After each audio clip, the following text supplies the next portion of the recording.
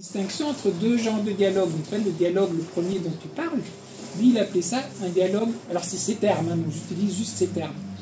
Il disait, il y a le dialogue dialectique. Là, on parle de quelque chose, on débat. Hein, on parle sur un objet. Et en fait, l'idée, c'est que deux têtes pensent mieux qu'une. Hein, c'est en débattant, on va s'approcher de plus en plus de la réalité. Hein, on va éliminer les erreurs, on va, etc.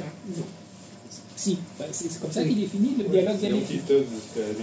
Et il dit, ça, c'est extrêmement utile, important, fructueux, etc., quand on a un cadre du dialogue qui est bien délimité, et qu'on s'inscrit dedans, et qu'on va argumenter dans ce cadre.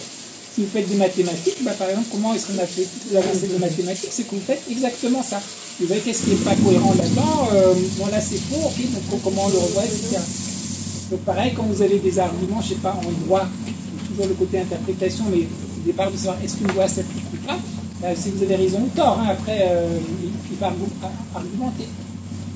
Donc là vous êtes dans un certain dialogue, qui déjà même de nos jours, il est plus de bonne foi, qui normalement présuppose qu'on sait faire la différence entre les faits, ce qui sont des faits, ce qui sont après les interprétations des faits, qui sont les arguments que tu apportes, etc. Et déjà c'est pas difficile, on va dire, de dialoguer à ce niveau-là. Et après, Panikar dit, ça c'est super. Mais quand on est par exemple dans un dialogue interculturel, cette démarche-là n'est pas suffisante. Pourquoi? Parce que implicitement, vous partez de l'idée que tout le monde partage le même cadre, et que donc si tu dis autre chose, si moi je dis quelque chose, soit j'ai raison et c'est toi qui as tort, soit on a tort tous les deux, mais on ne peut pas avoir raison tous les deux. Et donc en fait, il dit, dans le dialogue comme ça interculturel, ce qui devient important, c'est de laisser l'objet un peu de côté et que ça devienne un dialogue entre sujets. Donc ce qui m'intéresse, c'est de découvrir quels sont tes présupposés à toi. Et puis il appelle ça le mythos, le mythe, hein, dans lequel on est enraciné.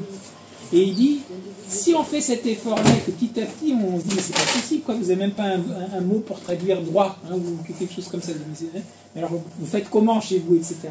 Et petit à petit, donc en comprenant dans quoi s'enracine l'autre, c'est là que c'est le travail de l'anthropologue, hein, qui va dans une autre culture et qui essaye de comprendre quelle est la vision du monde là-bas. En même temps, on se rend compte que nous-mêmes, on a des présupposés dont on ne se rendait absolument pas compte. On dit, attends, individu, un individu quand même, ça ne se discute pas. Mais vous allez dans d'autres cultures, la frontière n'est pas du tout faite comme ça. Vous pouvez avoir... Voilà, elle ressemble à un être humain, c'est un animal, c'est une basse caste, elle n'est pas vraiment un être humain. Et par contre, tiens là, le loup, ça c'est le grand-père qui s'est réincarné, ou l'esprit, donc lui, il est... Et donc la distinction, par exemple, qui semble claire pour nous, que quelque chose qui ressemble à ça, c'est un être humain, ça n'est pas forcément dans toutes les cultures. L'idée que l'individu unique, etc. Vous prenez beaucoup de cultures, vous avez tous les ancêtres qui s'expriment à travers vous. Vous n'avez pas une âme, vous avez plusieurs âmes.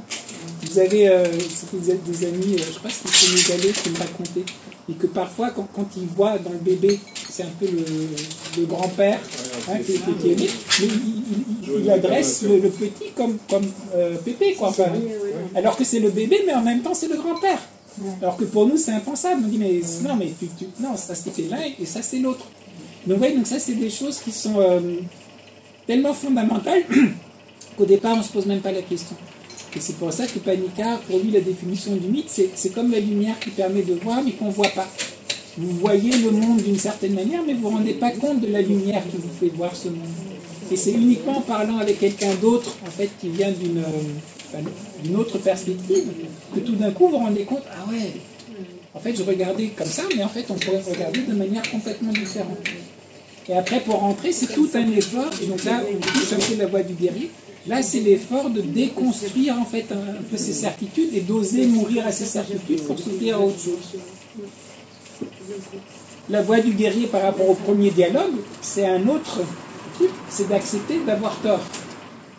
Là, c'est plus je pense avoir la vérité, puis là tu me prouves que j'ai tort. Le deuxième dialogue, c'est pas ça, c'est ni toi qui as tort, ni moi, ou c'est personne qui a raison, c'est juste de se rendre compte que moi je pensais que le monde entier, c'est ce que je voyais par ma fenêtre, et là que je me rends compte qu'il y a plein de fenêtres. Et d'une part, ça peut faire peur, Ou alors, à un certain moment, on peut se dire, ah mais le monde il est vachement plus riche en fait qu'on avait pensé au départ. Il y a toutes ces différentes perspectives, donc potentiellement c'est très beau. Et je pense que ce qui arrive de nos jours, il y a un bouquin de Anderson, je crois qu'il s'appelle Fantasyland, qui retrace en fait les origines des États-Unis jusqu'à de nos jours. Et le gros truc aux États-Unis au départ, c'était être indépendant de la couronne, etc. Et c'était la liberté de croyance, dès le départ. Et ils ont vraiment beaucoup insisté là-dessus. Il y a toute une évolution qui s'est faite en fait sur les sites. Et qui a mené un peu de nos jours, dans le mauvais sens, le nombrilisme absolu. Tu as dit quelque chose qui me heurte, donc tu n'as pas le droit de le dire. Et il faut maintenant à l'université, aux États-Unis, il y a des safe space. Même ça te choque parce que je sais pas, tu es homosexuel et ça parle d'hétérosexuel, ça te choque ou l'inverse. Et donc ils disent certains trucs qu'ils n'osent plus les traiter et d'autres en fait il y a le disclaimer en disant attention, pour certains d'entre vous ça risque d'être choquant. Et ça c'est pour des gens qui sont des adultes qui sont à l'université pour apprendre à débattre. Et on ne veut même plus avoir cette notion de dialogue. Donc vous avez d'une part donc le dialogue interculturel là, qui devient du n'importe quoi, dans le sens que ça devient vraiment du nombrilisme et plus de l'ouverture à l'autre, justement ça va tellement me choquer que je fais un travail sur moi-même, parce qu'on est quand même dans une vie, dans un horizon qui me relie quelque part. Et puis au niveau des dialogues plus factuels, j'ai mes fêtes à moi. Ça c'était après l'élection de Trump la première fois. Oui. Je me rappelle encore le moment. C'était l'histoire de sa foule. Et lui, c'était la plus grande foule qu'on n'avait jamais eue, etc. Et puis on lui a montré des photos, quoi, en disant maintenant, voilà. Et c'était Kellyanne Conway là, qui était sa responsable de presse à l'époque. Et je me rappelle encore le truc. Et puis on lui pose la question, elle dit we have alternative facts. Voilà. Nous avons des faits alternatifs. Voilà. Et c'est là que ce truc, il est explicitement devenu, on a des faits alternatifs. Ce que vous voyez là, non, mais nous on a des faits alternatifs. Et je crois que la question que tu poses, pour moi, il y a les deux éléments. Il y a un premier élément qui est de dire, par rapport à la voie du guerrier, qui est, si je résume, soyons ouverts à la vie. Donc, être ouvert à la vie, c'est déjà, j'ose regarder ce qui est là. J'essaie pas de me cacher certains trucs. Et si j'ouvre, en fait, mon regard, quand j'ai un dialogue sur des faits, non, les gars, quand il y a un fait, c'est un fait. Alors, est-ce que j'assume les faits ou pas?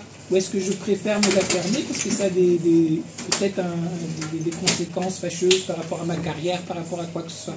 Et ça, c'est des questions que chacun doit se poser.